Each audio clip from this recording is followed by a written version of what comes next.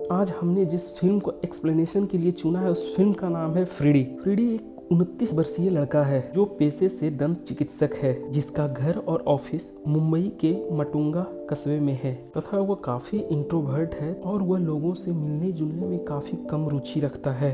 लेकिन इतना शर्मीला स्वभाव होने के बावजूद भी उसका एक दोस्त है जिसका नाम है हार्डी। हार्डी कोई लड़का कुछ दिन शहर से बाहर गया हुआ है, क्या मैं तुम्हारे घर आ सकती हूँ? जहाँ फ्रेडी के मन में खुशी का ठिकाना ना था। कायनाज फ्रेडी के घर आती है और फ्रेडी अपने सबसे परम मित्र हार्डी से मिलवाता है। अब जितने दिन रुस्तम शहर से बाहर था उतने दिन ये दोनों एक दूसरे से कभी पार्क कभी सिनेमा हॉल, जब वक्त मिले ये दोनों एक दूसरे के साथ अपना समय व्यतीत कर रहे थे। अब फ्रेडी का प्यार पागलपन में बदल चुका था। जहाँ फ्रेडी कायनाज से कहता है कि तुम रुस्तम को छोड़ क्यों नहीं देती हो, तो कायनाज कहती है कि वह ऐसा नहीं करने देगा। तब फ्रेडी अचानक से कहता है तो फिर उसे रास्ते से हटा देता हूँ। लेकिन पहले तो कायनाज शौक होती है, फिर धीरे धीरे बात को मान लेती है। फ्रेडी कायनाज से कहता है कि 7 दिन के लिए हमसे बात मत करना। अब फ्रेडी जो है रुस्तम का डेली रूटीन चेकअप करने लगा कि उसका शेड्यूल क्या है, वो कब कहाँ जाता है। एक बारिश की रात मौका देखकर फ्रेडी अपने कार से रुस्तम को बुरी तरीके से कुचलकर भाग जाता है। फ्रेडी अपनी गाड़ी के साथ अपने एक फार्म हाउस जो कि शहर के दूसरे छोर पर स्थित था वहां चला जाता है, जहां वह अपनी गाड़ी ठीक करवाता है तथा वहां वह कुछ दिन के लिए रुकता है। इधर मटुंगा पुलिस स्टेशन में रुस्तम का मौत का केस दर्ज होता है और कार्रवाई चालू होती है, जहां पुलिस को ना तो कोई सबूत मिलती है और ना ही कोई सुराग। कुछ दिन बाद फ्रेडी फार्म हाउस से कायनाज का घर डायरेक्टली पहुंचता है और कायनाज का डोर नॉक करता है, जहां फ्रेडी को अपनी आंखें पर भरोसा नहीं होता है और किए पर पछतावा होता है। फ्रेडी को पता चल जाता है कि कायनाज ने उसे धोखा दिया है, अपने प्यार की जाल में फंसाकर अपने हस्बैंड का उसने मर्डर करवाया है ताकि वह रुस्तम का रेस्टोरेंट और अपने बॉयफ्रेंड रायमंड के साथ वह अपनी आगे की जीवन हंसी खुशी बिता सके। वहाँ रायमंड और कायनाज दोनों मिलकर फ्रेडी को बहुत मारते पीटते हैं और रायमंड और कायनाज दोनों यह कहते हैं अगर हमें थोड़ा भी परेशान किया तो हम सारी बातें पुलिस को बता देंगे। फ्रेडी कायनाज से कहता है कि तुम केवल सॉरी बोल दो, मैं आगे तुम्हारी दुनिया से मैं अलग हो जाऊंगा। जहां कायनाज फ्रेडी को काफी बेइज्जत करती है और कहती है सॉरी यह भूल जाओ। फ्रेडी अपने गुस्से भरे मन से अपने घर आ जाता है और बदला लेने का मन में ठान लेता है। एक दिन फ्रेडी कायनाज के घर जाता है जब घर पे कोई नहीं होता है, जहां वह फ्रिज में रखे खाने में काफी नींद की गोलियां मिला देता है तथा और कायनाज के फेस वॉश में एलर्जी की कुछ गोलियां मिला देता है, क्योंकि फ्रेडी को यह पता था कि उसे एलर्जी बहुत जल्द पकड़ती है।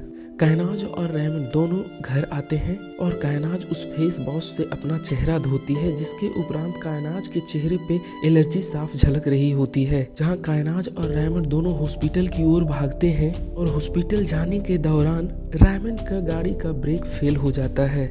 वह ब्रेक फेल नहीं होता है, वह फ्रेडी की केवल बदले की एक भावना थी। ब्रेक फेल हो जाने की वजह से दोनों का एक्सीडेंट हो जाता है, लेकिन दोनों छोटे मोटे चोट खाकर वह बच जाते हैं। दोनों पुनः घर आते हैं और फ्रिज में रखे खाने को खाते हैं। दोनों गहरी नींद में चले जाते हैं। उसके बाद फ्रेडी अपना काम शुरू करता है। सबसे पहले कायनाज और रायमंड के मोबाइल से सारे चैट्स डिलीट करते हैं, सारे अपने फोटोग्राफ्स डिलीट करता है, जितने भी सबूत होते हैं उन दोनों के फोन से वह डिलीट करता है तथा रायमंड और कायनाज की एक न्यूड फोटो लेकर वह रायमंड के मोबाइल से पब्लिकली अपलोड कर देता है। जहां अगले ही दिन कायनाज की मदर का फोन आता है और उस लड़के और उस तस्वीर के बारे में पूछती है और कहती है रुस्तम को भी मरे हुए कुछ ही दिन हुए हैं और तुम यह क्या कर रही हो। जहां अब कायनाज को यह समझ आ गई थी कि यह सारा काम जो है फ्रेडी का किया हुआ है। अब कायनाज गुस्से में आकर उसके घर जा पहुंचती है, जहां फ्रेडी पहले ही पुलिस स्टेशन को फोन कर इतला कर देता है कि मुझे कुछ लोग मारने के लिए आ रहे हैं, आप जल्द से जल्द मेरे घर आ जाएं। और होता भी ऐसा ही है। कायनाज और रेमंड दोनों फ्रेडी के घर पहुंचते हैं और उसके साथ मारपीट करते हैं। इसी बीच फ्रेडी का डोरबेल बजता है और गेट पर पुलिस होती है, जहां अब कायनाज अपने बचाव में पुलिस के सामने यह कहती है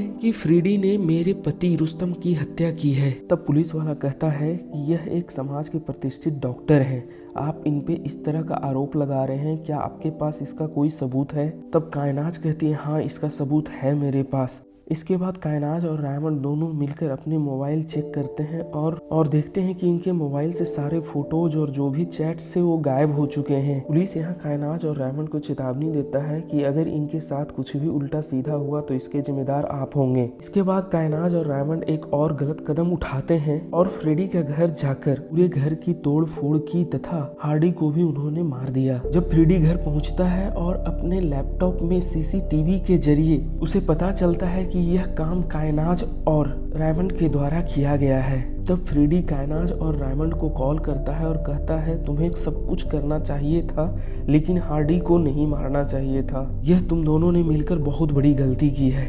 इसके बाद फ्रेडी पुलिस स्टेशन जाता है और पुलिस के सामने यह बयान देता है कायनाज का हस्बैंड का एक्सीडेंट इसकी अपनी गाड़ी से हुई है, लेकिन गाड़ी जो है मैं नहीं चला रहा था। एक रात कायनाज का फोन आया था कि उसकी गाड़ी खराब हो गई है, वह मेरी कार बोरो करना चाहती है और शाम को कायनाज का बॉयफ्रेंड मेरा कार लेकर गया और उसे 1 घंटे के बाद वापस कर दिया, जहां मैंने देखा कि मेरे कार के आगे का बम्पर टूटा हुआ है तथा उसमें खून के कुछ धब्बे लगे हुए थे।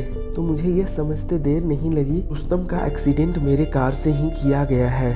मैं यह आप लोग को बताना भी चाहता था, लेकिन इन दोनों की तरफ से मुझे काफी धमकियां मिलने लगी। फ्रेडी एक पुलिस वाले को एक मैसेज दिखाता है धमकी भरा, जो फ्रेडी उस बेहोशी वाली रात को कायनाज के मोबाइल से अपने मोबाइल पे भेजा था, तथा पुलिस के सामने यह भी वीडियो दिखाता है जो कायनाज और रायमंड के द्वारा उसके घर में तोड़ फोड़ की गई थी तथा उसके दोस्त हार्डी को उठा ले गए थे।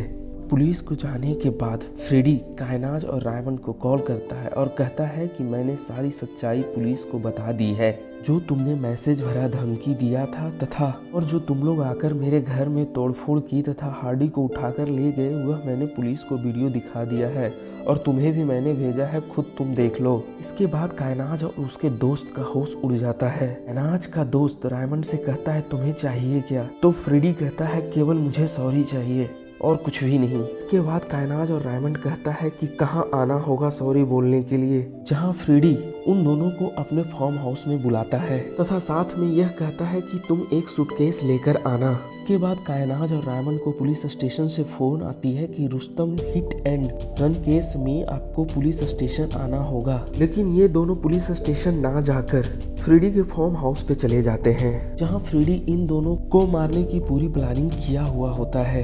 फ्रेडी इन दोनों को अपने दंत चिकित्सक के हिसाब से सजा देता है और दोनों को मार देता है तथा फ्रेडी कायनाज और रायमंड के घर से निकलते हुए सूटकेस के साथ वाला वीडियो पुलिस को दे देता है, जिससे पुलिस यह मानती है कि मैंने इन दोनों को इन्वेस्टिगेशन के लिए पुलिस स्टेशन बुलाया और ये दोनों शहर छोड़कर भाग गए। तो दोस्तों ये थी फ्रेडी फिल्म की कहानी, या यूं कहें यह था फ्रेडी का बदला।